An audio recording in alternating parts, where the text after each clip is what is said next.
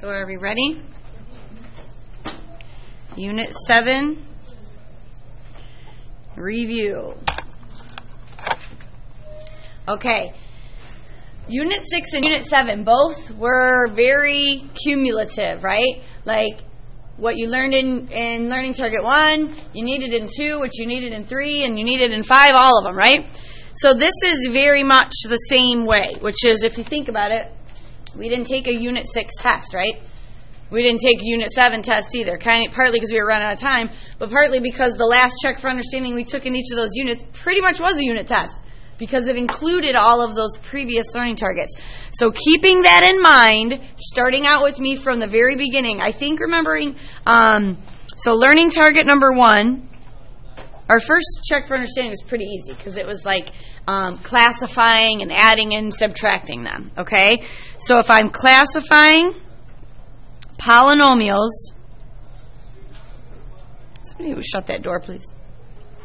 So classifying polynomials, that's where you name it by term and by degree, right? And you remember what term was? How many terms were there?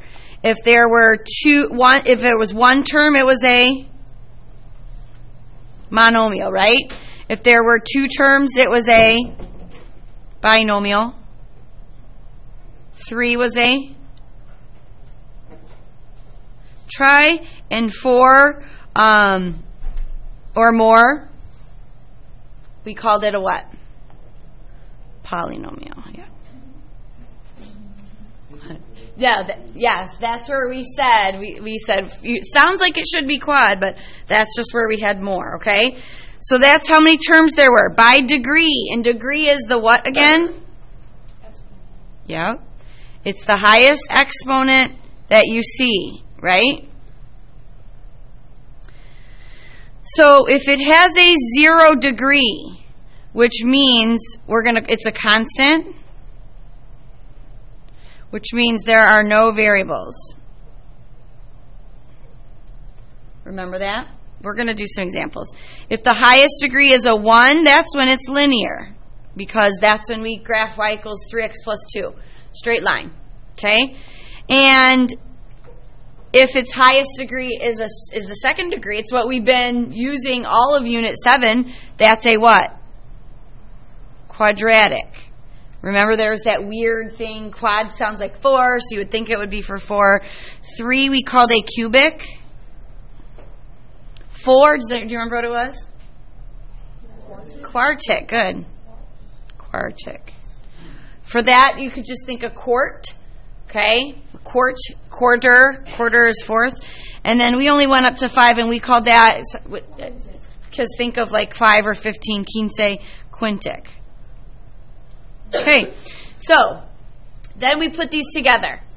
So we called it a quadratic trinomial or a quintic monomial. So if I wanted to write a quintic monomial, the highest degree that it can have is a 5. I shouldn't use 5 because that makes you think that 5 is my go-to number, but that doesn't work here. So like if I were to say 8, how many terms are there? 1. What's the highest degree? 5. So we would call this a quintic monomial. Okay? One more and then we move on. 3x squared minus 2. This is a quadratic binomial. Good.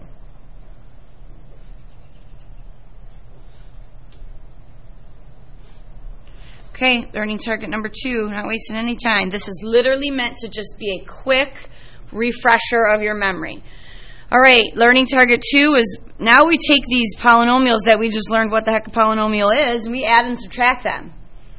And basically this is like a fancy version of combining like terms with exponents, right?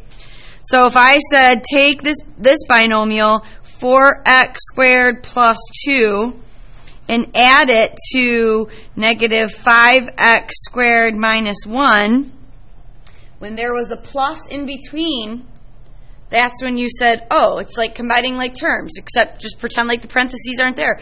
The only thing you had to remember, and this was coming off of Unit 6, which was all exponents, where we added the exponents or we subtracted them. The hardest thing for you to do was, oh, okay, these are like terms, but I'm going to leave the x squareds, because x squareds combined with x squareds are still x squareds, not x to the fourth, right?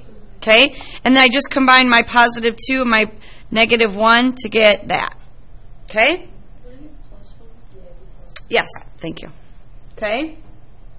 So when I look at for addition, it's just really simple. You just combine your like terms, but you don't add the exponents.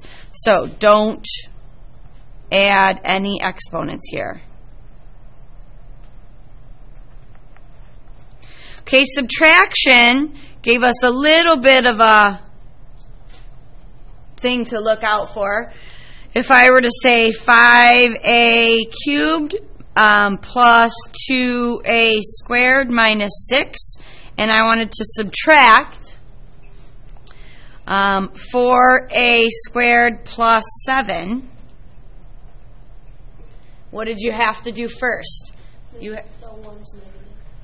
Yes, or just take the opposite of all these, right? So I kind of had to look at it as, okay, first I need to take the opposite of this parenthesis here, and then I can add it.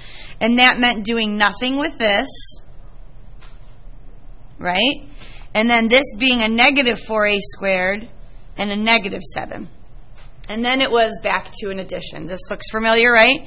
So 5a cubed, there it's the only one. So you have a 5a cubed. And then sometimes you end up, because that got to be pretty long, especially when you added like a trinomial and a trinomial. So this gives you negative 2a squared. And then this gives you negative 13. Good on learning target 2. Remember what I said, subtract 8 from 5. Okay?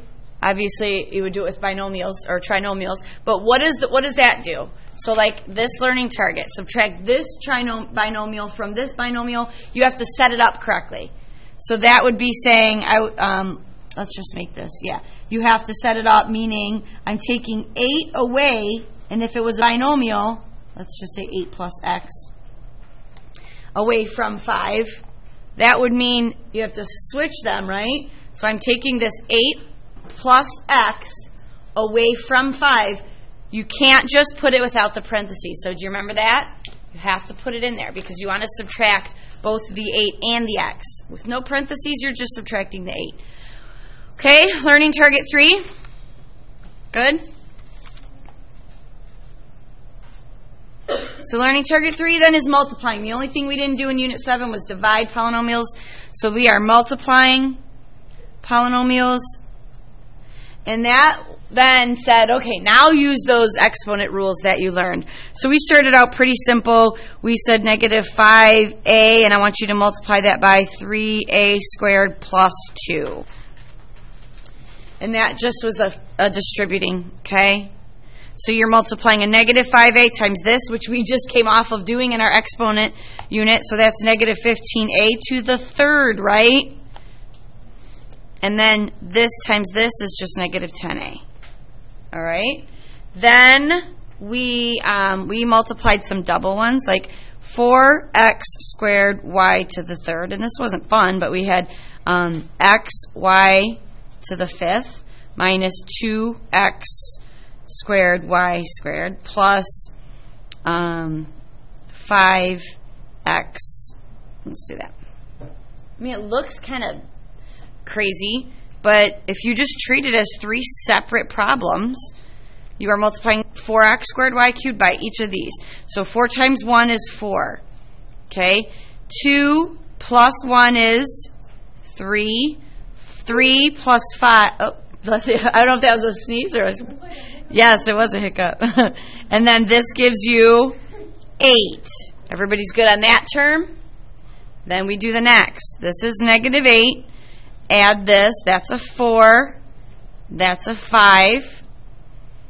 And then you have 20 x to the third, because 2 plus 1 and y to the third.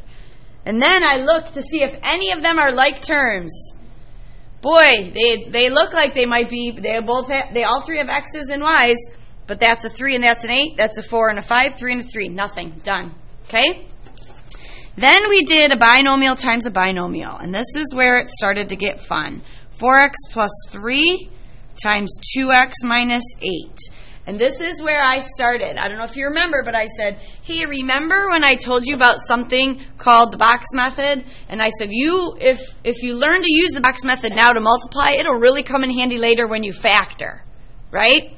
So some people said, nah, I would rather just, we called it double distribute, right? I would rather just distribute the 4x and then distribute the 3. Have a good day. So if you did that, then you had 8x squared minus 32x plus 6x, and then 3 times negative 8.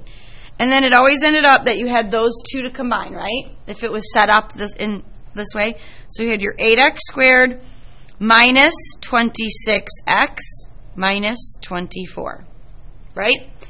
If you did box method, you guys are so used to using the box method to factor, meaning you're filling in the box first, but remember, distributing says, I already know the factors.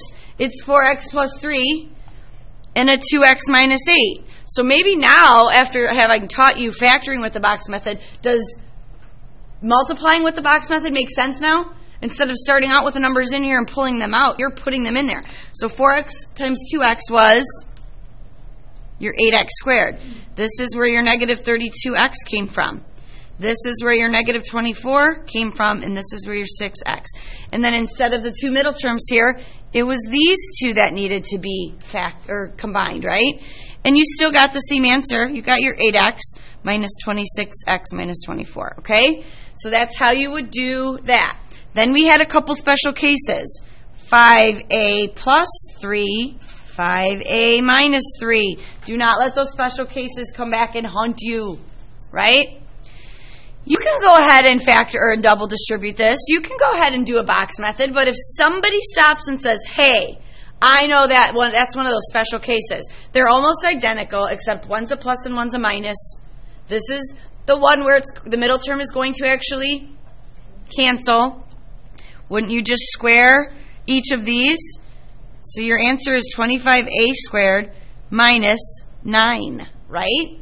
Because you would have gotten your 25a squared minus 15a plus 15a minus 9. So if you can recognize that, go ahead. If you are feeling safer to just double distribute it out, then do it. Here's another special case. 5x squared, let's not put the squared there for right now. 5x, we'll say 15x, plus 7. Hold on, different problem. Let's do 3x plus 5. And then you're going to see it like that. And that's just the same as this, 3x plus 5, 3x plus 5, right? And that is where you would have your 9x squared, right? You would still have your plus 25, okay? Except when you do that, you're going to have a plus 15x and another plus 15x for a total of plus 30x. So, remember this one?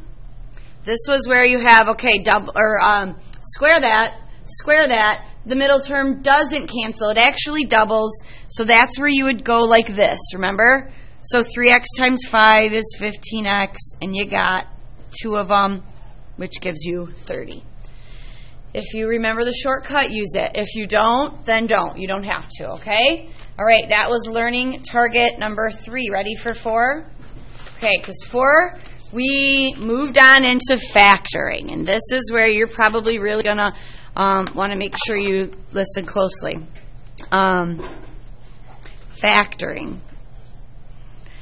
And this one with a coefficient equal to 1.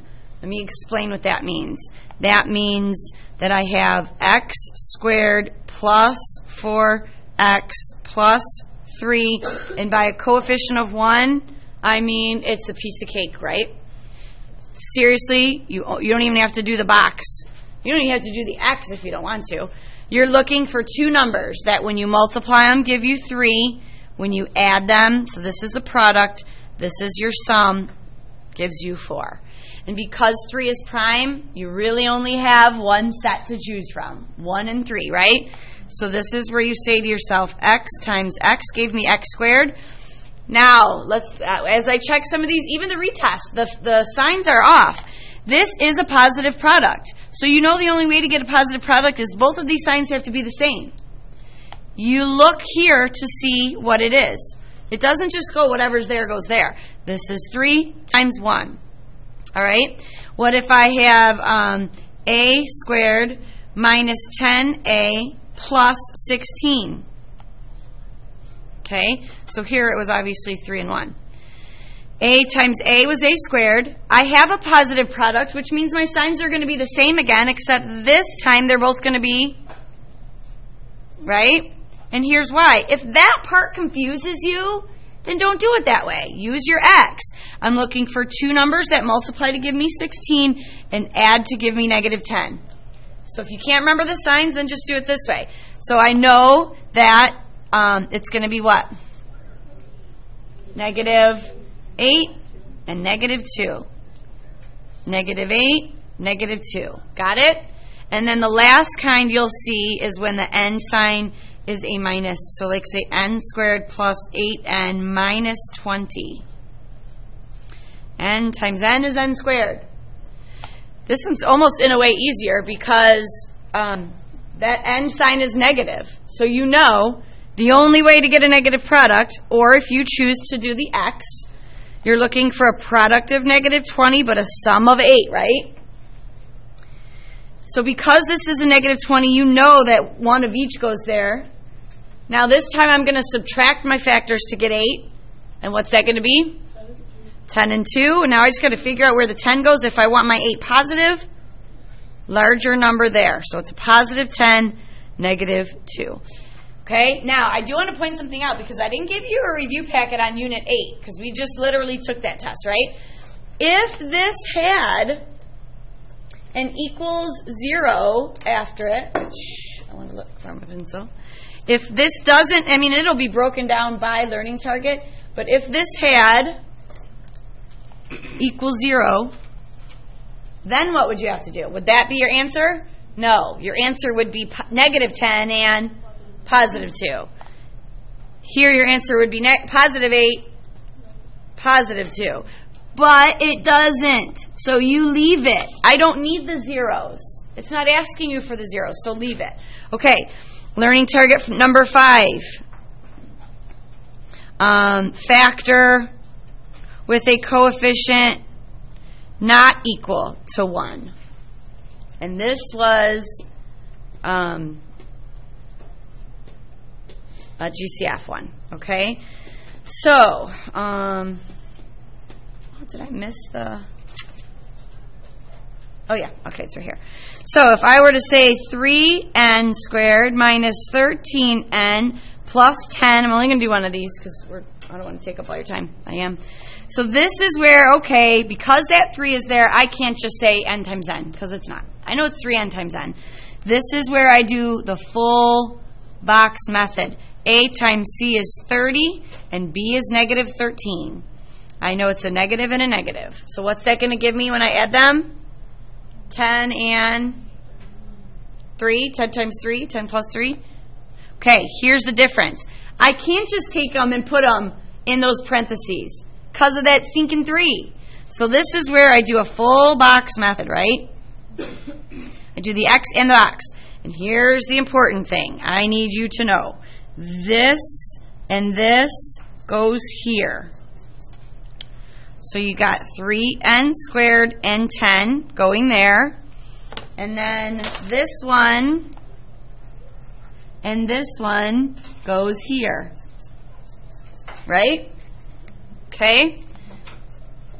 So that's how you make up your box. And this is these are also your n terms, right? And then you do, those are nice colors, aren't they, together? And then you do your GCF of your column and your GCF of your row, remembering to not pull out a negative. I know there's a negative there. So what? Keep it there. I don't want it here. So I'm going to pull out a 3n here and an n here, which is good, because I know that that's the only way to get 3n squared is doing a 3n times n. And then I go backwards this time. 3n times what is negative 3n? And there's my n minus 1. And then n times what is negative 10? Right? So there's my negative 10. And there's my factors. And if I wanted to check it, I would put them here to start and put a blank box and do it back through. Okay, done? That's learning target 5. Learning target 6. Question? Am I going too fast? Is this hopefully, so this is factoring with your special cases. So if I have m squared minus 81, what did I multiply to get that binomial? Well, first of all, it's usually a trinomial. But because there's only 2, it's missing an m term. One must have canceled. So that must mean I had an m and an m, a 9 and a 9, and one positive and one negative, right? So this is where you literally just take the square root of each. So if I had 16a to the 4th minus 64, well, let's not do that one yet. We're going to come back to that one. Let's do 16a to the 4th. You'll see why I want to come back to that one. Minus 25. Okay? That must mean because that's a 4th, I multiplied a 4a squared times a 4a squared, right? To get a negative 25, I did a positive 5 times a negative 5. Okay, and why do you think I wanted you to wait on this one? This is kind of creeping into learning target 7 a little bit. There is a GCF, right? So you have to pull the GCF out before you do that one. So what would I pull out before I started this? A 4. And that's going to give you what? 8, yeah, sorry. I was looking at what the answer was going to be. I'm thinking that's not. So then after I pull the 8 out, here's the deal. It might look like it can go further. So this is going to give you 2a to the 4th minus 8. Now is it a difference of 2 squares anymore? No. Is that a perfect square? Is that a perfect square? So you would leave it. Okay? I'm not going to give you any that you pull the GCF out and it doesn't factor after. I'll give you, and if I do, I'm going to tell you which one it is. How about this one? X to the 2nd minus 6x plus 9. This is also a special case. You may not realize it, but it's x minus 3 squared. Remember the symbol for the middle term goes in the middle. This is one of those, and here's how you know, because x times 3 is 3x, and doubled is 6. So that's your perfect square trinomial. Okay. Learning target 7. 7 is the GCF. This is where everybody's games kind of started to fall apart because you forgot to pull out the GCF. Here's my hint to you. If it says factor completely, chances are there's a GCF hiding in there, and before you do anything with it, you have to pull that out. So the first problem I give you is negative 8x squared minus or plus 24x. Okay? Now, there's going to be one or two like this where all I'm going to say is, hey, what's the GCF? And pull it out, and what's left after? And after you're done, no factoring. So all you're going to do is pull out a negative, because remember your leading coefficient can't be negative, 8 and an x. Do you understand why that is the GCF? Because 8 goes into both, and I can only get an x out of both. So what's going to be left here? X minus 3, right? Okay? So then that would be it. You're going to have 2 like that. But then there's going to be some where, and I'm not going to do this too much because you would know what to do from there. What if I had 4x squared plus 4x minus 120? And it's going to say factor completely. First, pull out that 4, and you're going to be left with x squared plus x minus 30. And then you know what happens after you pull the GCF out? It's one of the other learning targets that you already know how to do, right? So after you pulled that GCF out, it's learning target 4 now. It's factoring with a coefficient of 1, right? So I'm not going to spend a ton of time on that. So this learning target 7 was really, you already knew how to do it. So this is going to be a 4. The other most important thing for some of you, it got ya. Bring that GCF down. It has to be part of your answer. This is just x times x, positive times negative. This is going to be 5 and 6, right? 6 has to go here. 5 has to go there because that gives you a positive 1. Or after you pull a GCF out, you might be left with a problem that looks like this, where the coefficient isn't 1, right? Okay, so I'm not going to do that problem just because I want to keep going here. And then the last one was factoring by grouping. Okay, learning target number 8, and then we're done. Grouping. Factoring by grouping, that's when you had 4 terms. It's the only time that you will have had 4 terms, right? So let's say 25a to the third minus 40a squared plus 10a minus 16. Okay? So step 1, look for your GCF. Is there one? You can get a 2 out of all these, but not out of this. So there isn't one. So on the quiz or on the final when I make it, there's probably going to be one with a GCF and one without. So this is where you do that, right? And you factor the first set of parentheses and pull out its GCF, which here is 5a squared, right? And after you pull 5a squared out of this, you're left with 5a minus 8. Good? This middle sign, whatever it is, comes down. What can you pull out of a 10a and a 16? A 2. What's left? It better match that, right? This is going to be a 5a minus 8. And then this is where I said now your GCF is a 5a minus 8, which goes here. That's your first factor. And then your leftover was that.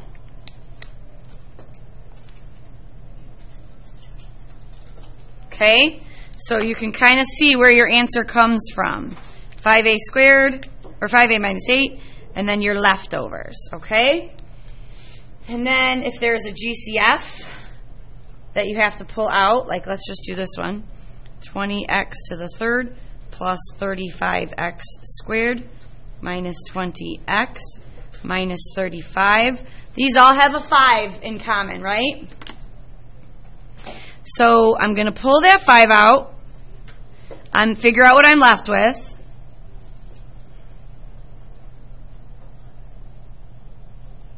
Okay? And then this is where it gets a little crazy because now this is kind of in the way. The only thing I need to do right now is ignore it. Bring it down, then ignore it. And say to yourself, okay, I got a little bit of work to do. I kind of wish that parenthesis wasn't there. And if it wasn't, I would do it exactly like I did the first one. So you're just going to do this. And I do want to do this one with you, last one, because it's a minus. And you pull out what here? An x squared, right? And what's left? X plus 7. When you bring this minus down, there is a little bit of a hiccup. You have to make sure what did I do? Yes, thank you. Talking and writing too much. That's the time. So this gets brought down. I know this parenthesis needs to match this parenthesis. Hey, it kind of already looks like it might, except that's a minus. I need it to be a plus. It is going to be a plus, right? Because of this minus, it got pulled out. So you got to remember that this changes when you pull out a minus, but I'm missing a term. What goes here? 1. So then you have your 4x plus 7 and your x squared minus 1. Oh, I love that this is the problem that I chose. Because am I done? No. A lot of you on the test thought you were, right? But this is the difference of two squares. Your final answer is going to be this, and then an x plus 1, and an x minus 1. Unit 7 review. So, that's it. You have the